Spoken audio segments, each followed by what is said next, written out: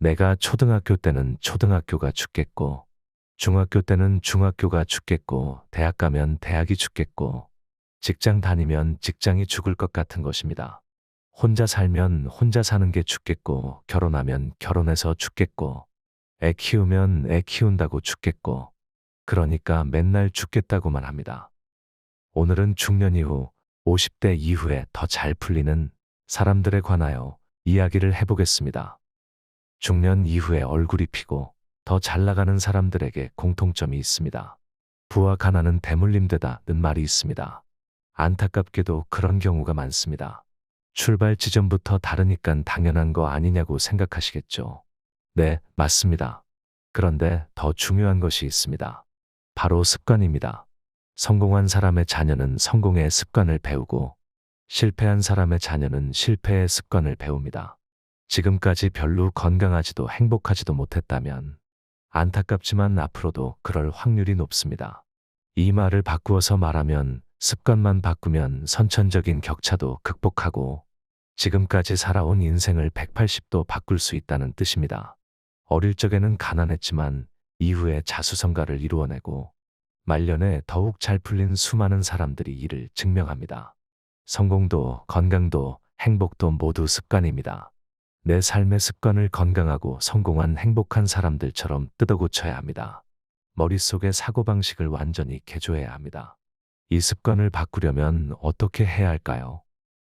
첫 번째, 긍정적으로 생각하라.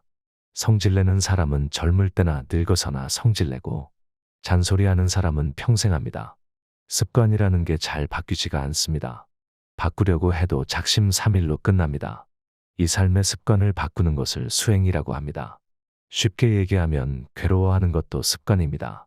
본인은 괴로울 일이 있어서 괴롭다고 하지만 옆에서 구경하면 별일이 아닌 것도 무척이나 괴로워합니다. 부정적으로 생각하는 습관을 버리십시오. 무조건 긍정적으로 생각하세요. 뇌 과학자들이 밝힌 연구 내용은 우리 뇌는 기본적으로 사물을 부정적으로 본다고 합니다. 맞는 말인지는 모르겠지만 많은 사람들이 동의합니다. 대부분의 사람들이 세상을 부정적으로 보고 있으니까요. 예를 들어서 우리 아이가 30명 중에 15등을 합니다. 그러면 부모는 우리 아들이 중간밖에 못해요 라고 말할까요? 아니면 그래도 중간은 해요 라고 말할까요? 중간도 못한다. 이렇게 부정적으로 말합니다. 예를 들어서 꼴등인 아이가 있다고 합니다. 부모가 우리 아이가 꼴찌인데 그래도 학교는 잘 다녀요. 이러면 긍정적인 사고인 것입니다. 우리가 부정적인 사고를 하는 이유는 모든 기준을 본인에게 두어서입니다. 본인이 학교 다닐 때 중간쯤 했어도 결혼해서 잘 사는데 우리 아이가 중간만 하면 그래도 부모보다 낫다고 생각하면 될 텐데 우리 아이는 1등을 해야 한다고 닥달하는 것입니다. 또는 본인이 학생 때 1등을 했었는데 지나고 보니깐 그 정도도 열심히 안 해도 어른이 되어서 사업해서 대박나고 나보다 잘 사는 얘들이 많더라. 이렇게 생각할 수도 있는 것입니다. 학생 때는 내가 아는 것이 세상의 전부인 줄 알았는데 지나고 보니 별것 아니더라. 아쉬우면 다음에 더 잘해보자. 이렇게 생각해야 합니다. 그런데 예전에 잘못 산 것 가지고 지금에 와서 꾸짖고 계속 매여 있으면 발전이 없습니다. 넘어졌으면 얼른 일어나서 전진해야지. 앉아서 계속 울고만 있으면 안 됩니다. 어릴 때를 한번 돌아보세요. 우리 초등학교 때 중학교들 부러웠죠. 얼른 커서 교복도 입고 친구들이랑 어울려 다니고 좋아 보였지요. 중고등학교 때 공부하느라 바쁠 때는 대학생들이 부러웠고 나는 공부하느라 죽겠는데 대학생은 연애하는 게 부러웠고 대학생 때는 취직한 선배가 부러웠죠. 회사 다니면서 돈도 벌고 여행도 다니고 참으로 부러웠죠. 내가 초등학교 때는 초등학교가 죽겠고 중학교 때는 중학교가 죽겠고 대학 가면 대학이 죽겠고 직장 다니면 직장이 죽을 것 같은 것입니다. 혼자 살면 혼자 사는 게 죽겠고 결혼하면 결혼해서 죽겠고 애 키우면 애 키운다고 죽겠고 그러니까 맨날 죽겠다고만 합니다.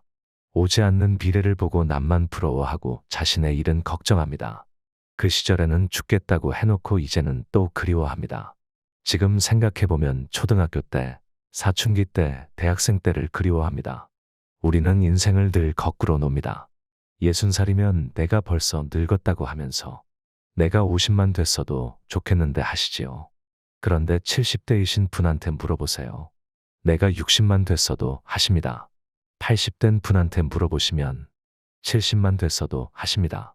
저희 아버님이 80이 넘어 혼자 사셨는데 아이고 내가 70만 됐어도 다른 할머니 만나볼 텐데 하시는 것처럼 인생은 어떻게 살아야 할까요? 10대는 10대가 좋은 줄 알고 20대는 20대가 좋은 줄 알고 30대는 30대가 좋아서 40대는 40대가 좋은 줄을 알아야 합니다.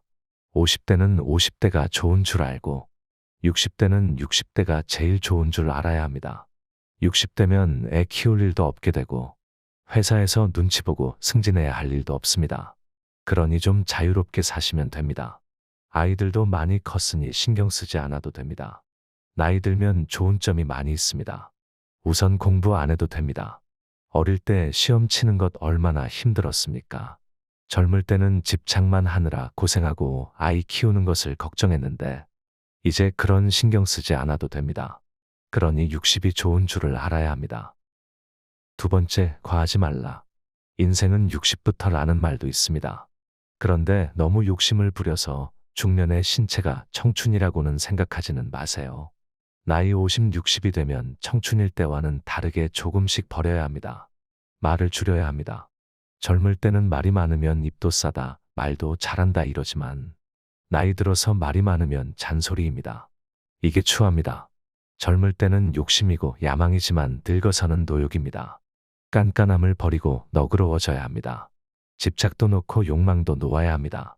무기력한 것이 아니라 놓는 과정을 겪어야 합니다. 가을이 되면 나뭇잎이 더 이상 성장을 안 하고 노랗기에 빨갛게 물들지 않습니까? 나이는 물드는 과정입니다. 잘 물든 단풍은 봄꽃보다 더 예쁜 것도 있습니다. 잘 익으면 참 보기 좋습니다. 사람이 점잖아 보이고 여유로워 보입니다. 너그럽고 베풀 줄 알고 침묵할 줄도 알아야 합니다.